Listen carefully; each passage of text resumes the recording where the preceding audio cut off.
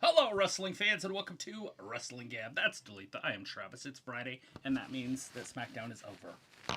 Yay! Literally, SmackDown is over. But for a lot of you in the United States, which is the majority of the people that we know, they are showing it live right now. So Randall Orton, it's not live, but they're showing it pre-recorded right now on USA Network.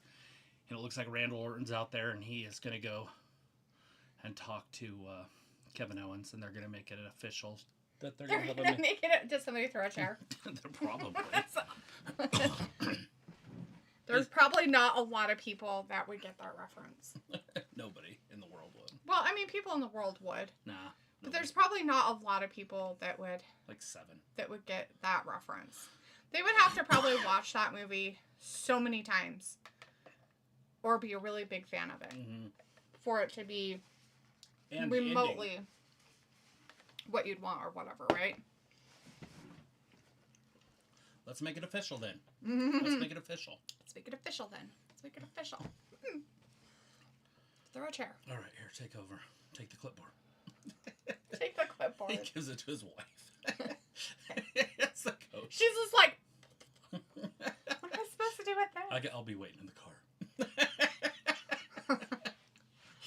So, just so everybody knows, we'll probably do the same thing we did on Monday, and that we did on last Friday. But we'll do it SmackDown version in the sense that so people in the States can watch it. People on our show can watch it. It should be available to most people.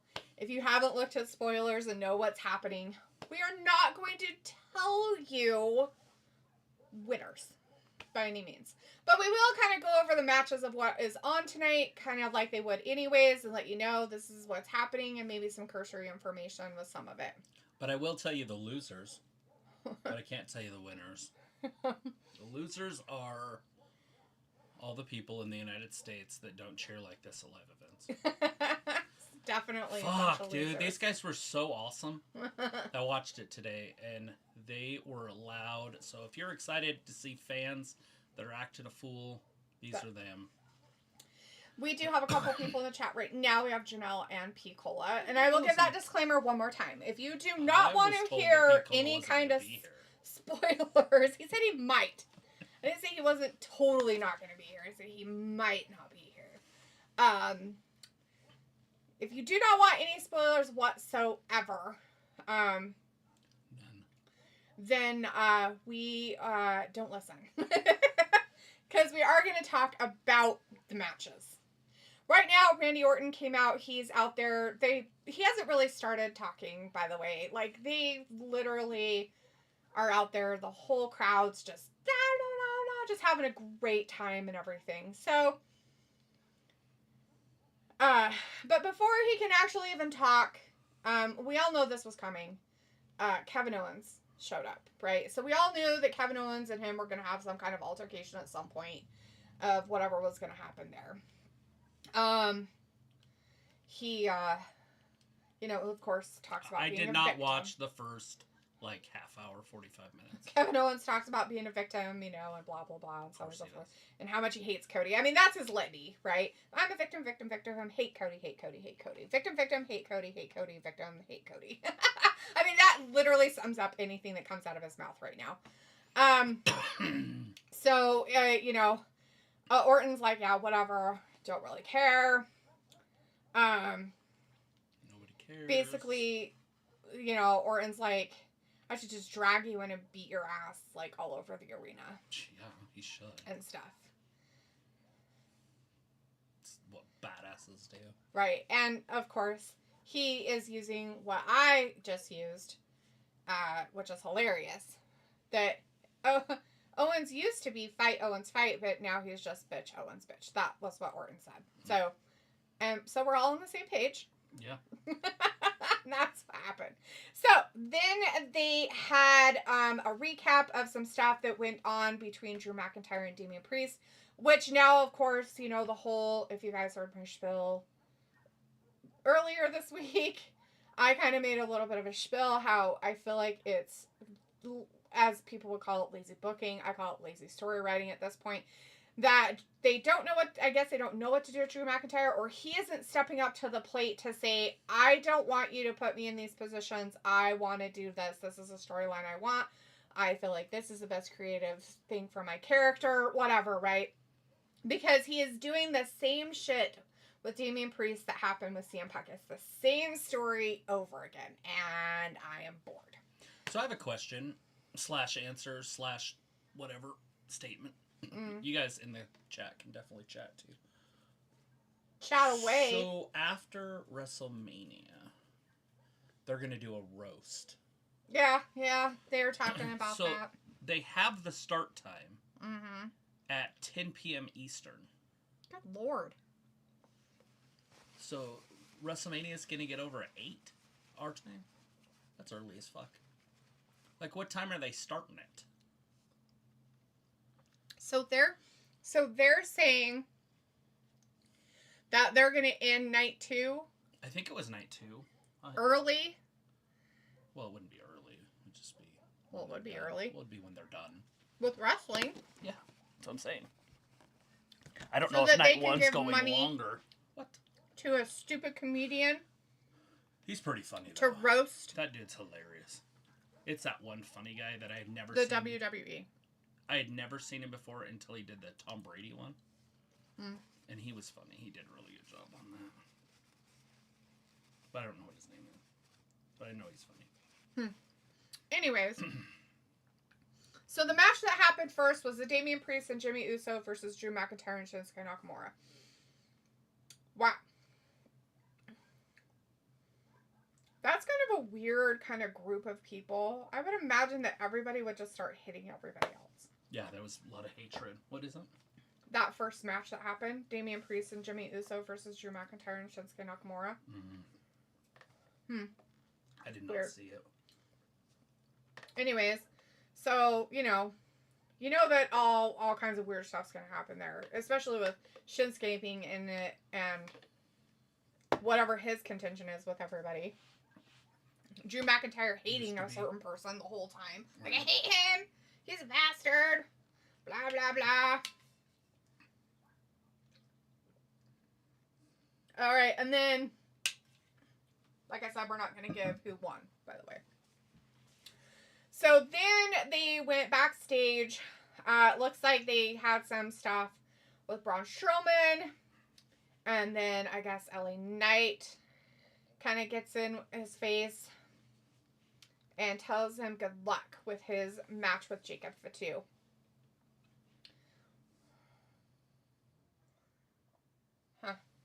And to remind him that there's a good possibility that Jacob Fatu won't be out there by himself because they always have their people constantly around, right? I mean, there's no ifs, ands, or buts about that. Which causes tension. Yeah. If you've ever been around Jacob Fatu, he wants to do everything on his own. And I guess they're doing that, and Nick... and the reason why LA Knight's kind of warning him and letting him kind of know is because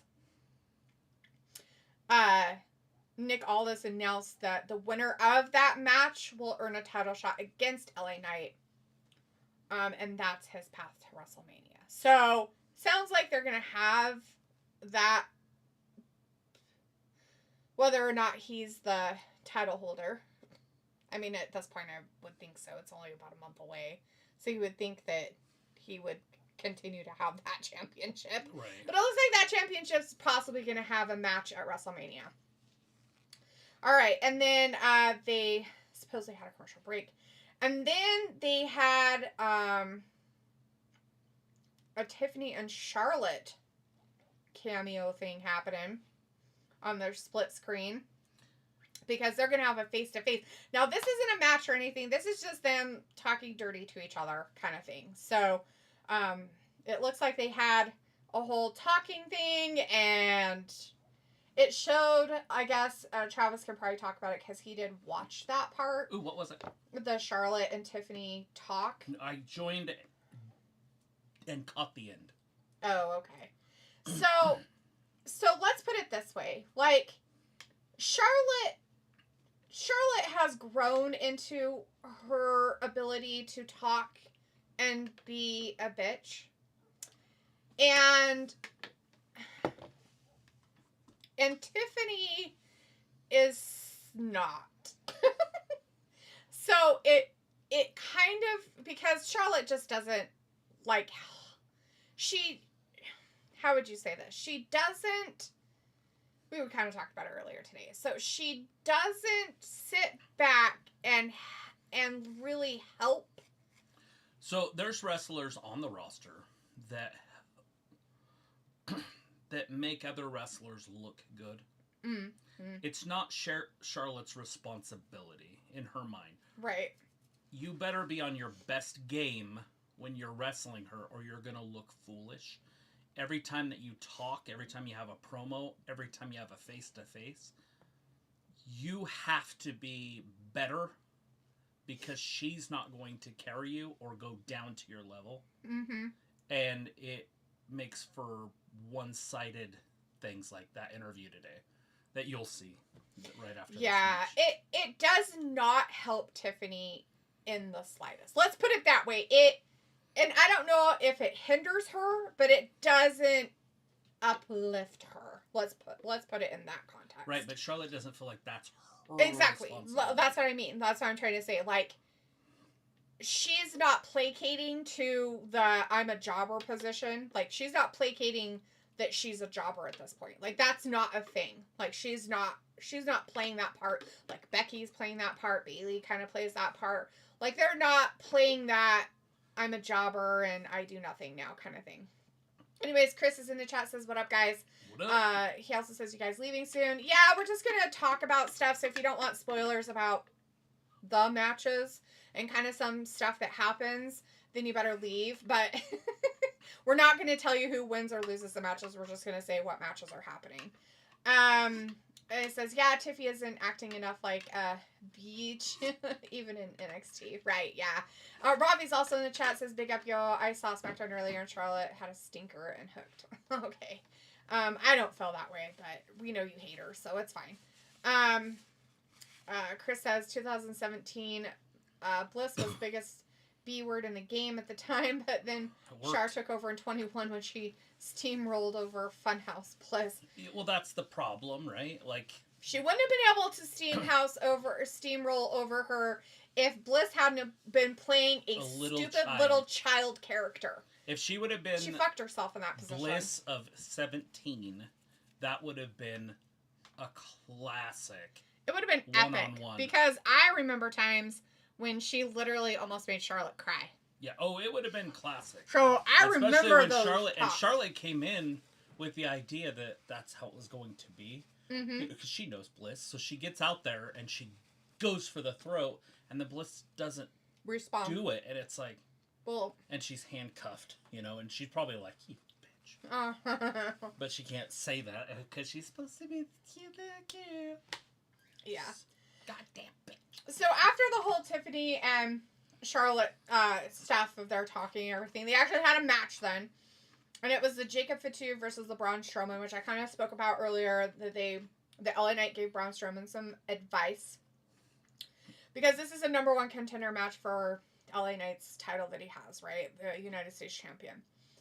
And it's to their possible road to WrestleMania. So that match happened. There's always going to be shenanigans because it's Jacob Fatu. His family people will probably try to come out and do stuff. So, we'll know, if you want to know what happens, by all means, definitely watch it and see if that's something you want. But that was the next one. What was that? The Braun Strowman and Jacob Fatu match. Very, very worth watching. I'm sure it was probably very well put together. And, I'm not a big fan of the train thing that he does, but the crowd was so excited for it that you had, like, grown men in the audience doing this. Mm-hmm. Like, do the train, and he gets out and he runs, I'm not a huge fan of it, like I said, but you could just tell how excited these people were to have this event in their area. Oh, yeah. In Bologna. Anyways, and then after that match of Braun Strowman and Jacob Fatu, They swing back to the backstage where Kathy Kelly was talking with Liv and Raquel. And kind of asked him, hey, what's going on? Why do you guys have such an issue with Jade still and everything? Because remember, she was having a interview / conversation with Jade, and Liv and Raquel walked by, and, you know, and there were some words exchanged, and then a match happened, was, like, set up because of it, and everything like that. And then, of course, there's some stuff that, again, happens with Jacob Fatu and those people, and probably some headbutting and contentions are happening in that section of the world, which we all knew would happen at some point. We knew that implosions might happen and things like that, so... He doesn't want help. Right. And he got unnecessary help. Yes. And it irritated the shit out of him, and he got mad in the back. Yeah. After the match. Yep. So then, with that little cameo and backstage thing that they did, then they went to another match. And that match was Piper Niven with Chelsea Green and Alba Fire with her versus Zelina Vega. Now, this is the stuff that sets up Zelina, right, to go against Chelsea Green for the title that the United States women's title that Chelsea has. So there's words exchanged, things happen, you know. Vega is very fun to watch because she's little and kind of does a lot of things and stuff like that. Yeah, this match was fantastic. And we know that Piper can pull off a really good match. She really can. Like, she can do really well in matches and stuff like that. She's a little too big and slowed down a little bit. Yeah. She needs to figure out what she wants to do with her life. Right. It's important for her and her health. Yes, because it is slowing down her wrestling ability. Yeah, it is. And you do see it in this match. But Zelina does very, very well. But she can't overcome the odds, right? Like, no. Nobody can overcome the odds. There's too many of them in the Secret Harvest or whatever it's called. Right. So, then they had a commercial break after that match. And then they came back from that. And, of course, they have to do their recaps and stuff because, you know, they have to throw John Cena in there because they have to pull shit from Raw and all that other stuff and what he had to say. You know, putting Cody Rhodes in there and his appearance and their interaction and all that stuff. Whole thing. Oh, I'm sure they did. They had to fill in something. Who knows why, but they did it. Robbie said, "No, Charlotte is dusty. She is finished." Sure, Robbie. And that face-to-face was painful to watch. It was. Tiffany got... It probably was because Tiffany has no... charisma way to counteract it. It's setting her up for complete failure. But now they see that it's like, oh, well, she wasn't quite ready for this. We thought maybe she was, but anyways, Chris said Cesaro and Alberto Del Rio used to do the train taunt in their moveset. And that'd be cool if NXT took place at a literal casino like the Venue. And then, yeah, I'd say Piper's best match was way back then versus Becky Lynch at the Royal Rumble in 23. Yeah. That's a possibility. And the thing is she's just aged. Yeah. And so, all right, so after the whole John Cena memorabilia thing and whatever with Cody Rhodes and that whole appearance thing and interaction that was like 20,000 years long, they made it official that Randy Orton will face Kevin Owens at WrestleMania. So that is happening. So if you were wondering... that will be happening. That's not really a spoiler because we're all waiting for WrestleMania matches to happen. Before we started, but yeah.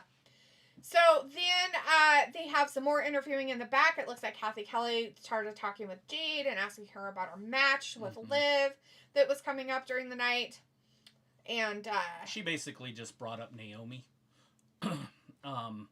Said she's going to finish off Liv and show Naomi what is going to happen to her next. Mm-hmm. It was very quick. That wasn't very long. And then they have some like mysterious smoky video plays. Yeah, I don't know what this is revealing the number 4. Yeah. So if anybody has any idea what that is or what it is, that's, you know, something. Then they had the match Liv Morgan with Raquel and versus Jade.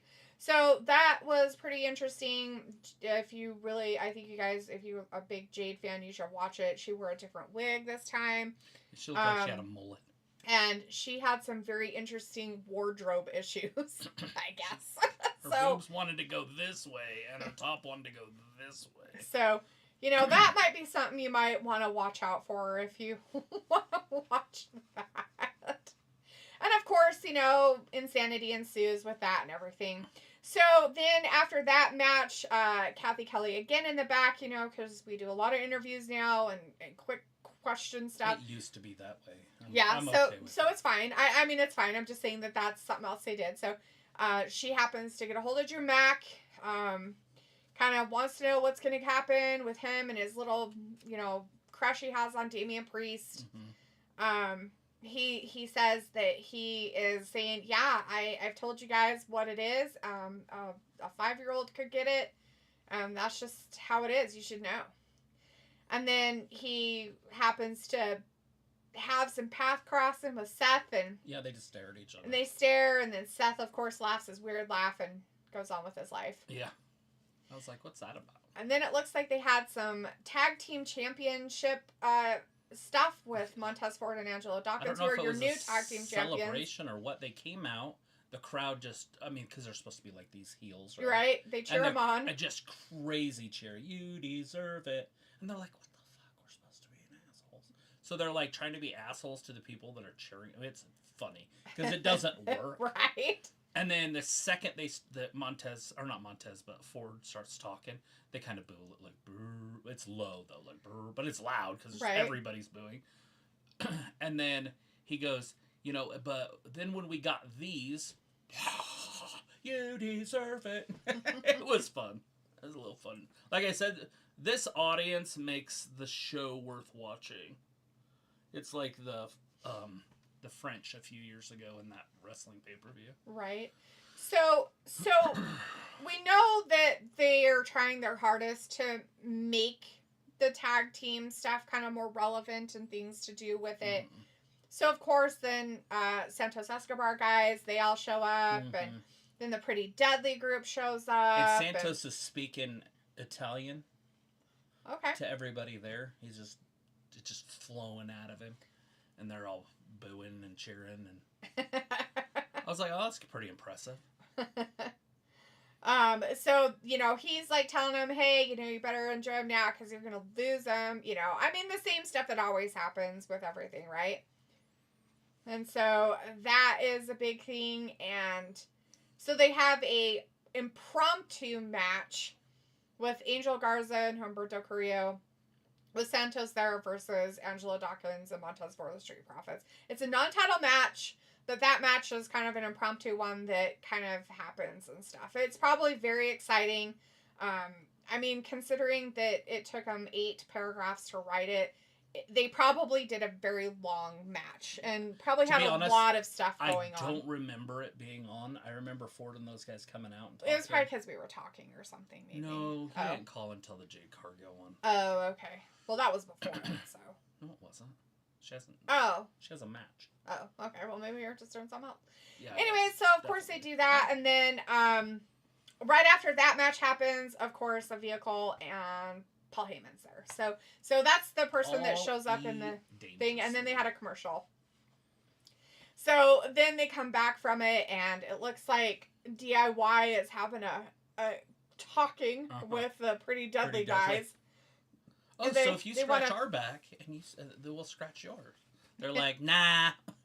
Right. So they're like, no, that's all right. And then they run into the little guys from Michigan, the machine guns. Oh yeah, the Motor City. But I don't remember which team ran into them or if it was. So it looks like both of them shut it down with a firm no, boys. Suddenly the Motor City machine guns show up and cut off the tension. So they were having some like headbutting issues and whatever, and they the machine gun guys welcome DIY to the back of the line and let them know they're looking to kick their asses. So this sets up next week Pretty Deadly versus the Street Profits for the tag team titles, and Braun versus LA Knight for the United States title. Boom. Okay. So then they're back in the arena, and of course, who is it? Roman Reigns, because they have to have him out there, right? And Paul Heyman's there. He's talking and everything. LA Knight did show up in the Braun Strowman match with Jacob Fatu. Oh, okay. And they stood side by side after the match was long over and everything. Because of all the shenanigans. And they were standing in the ring, but they're wrestling next week for that title. But they were still talking to each other. Like, they were on talking terms during that. So, yeah. So that kind of, all that stuff with the tag team stuff, and then Roman Reigns is then in the arena, right? So he's out there talking. Paul Heyman gives him the mic. He's talking, doing his thing, talking about stuff and everything. That's the end. You missed, like, half the show. Really? I didn't miss anything. I'm reading exactly where I left off. Well, Roman doesn't come out twice. I didn't say he did. Well, I know, but when he comes out, that's the end of the show. Well, there's no other matches. That's the last thing. Jade Cargill had a match. I already talked about it. I guess I don't remember you weren't listening. It's fine. A word about that one. Not a word. I talked about her outfit. You said, yeah, her boobs are this way, her stuff was that way. Yeah. That was the whole match. That's the match we're talking That's what I talked about. That match was fantastic. I'm not saying it wasn't, but I want to give a lot of, if people want to watch it, I'm not going to tell them things that happened. Right. That's not telling them what happened. I just didn't know we were talking about that. I thought we were talking about the interview. No, that was the match. All right. And I said, yeah, you should watch that match because she changed her hair and the outfit she's wearing. And yeah, she looks good. That's what I said. And you weren't paying. Anyways, at the end of the show, Roman Reigns comes out. We'll try again here. And Paul Heyman comes out with him. And he gives him the mic, and so Roman talks. He talks about CM Punk. He talks about Seth Rollins. And then all of a sudden, of course, because he's talking. I mean, this is a long talk, right? Like, this isn't like I talked for 3 minutes or something. He's out there for a while. And then Seth Rollins' music hit. And we kind of figured because we saw that interaction with McIntyre and him earlier, right? So Seth now comes out. He tells Roman he's made a big mistake. He doesn't realize how dangerous CM Punk really is because we know that Seth hates him, right? We know that he is the biggest hater of CM Punk. Like, he hates him. Like, it is loathe entirely situation. And then, of course, because, they're talking about these people, they show up. So CM Punk, now all of a sudden, his music hit. So I'm sure the crowd was insane and had a meltdown because he showed up. I will tell you the most insane that they were is when Roman said, Bologna. And they fucking erupted. He said, acknowledge. And then he said, you're tribal chief instead of acknowledge me. Right. But. Yeah. But anyways, they went. That's funny. I thought the roof was going to blow off the place. So Punk then comes out and they're talking and then he, reminds Paul Heyman about that favor, and all that stuff. And so Roman kind of is like, getting like at Punk, like, what do you mean? Because I guess Punk says something like he reminds Paul Heyman about the favor and thanks him for serving up the tribal chief on a silver platter here tonight. And then Roman turns and looks at Heyman. And Heyman's like, that weird stuff that he does.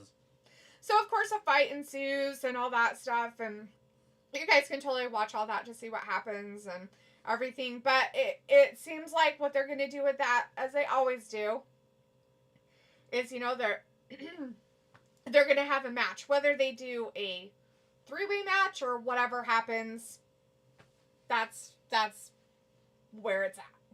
Anyways, like I said, not going to give you any of the spoilers of who won the matches or anything like that. That's just kind of a breakdown of what is on tonight. I mean, if you are watching it, you're actually seeing some of the LA Knight and Braun Strowman stuff that's happening right now. But, so, let's see.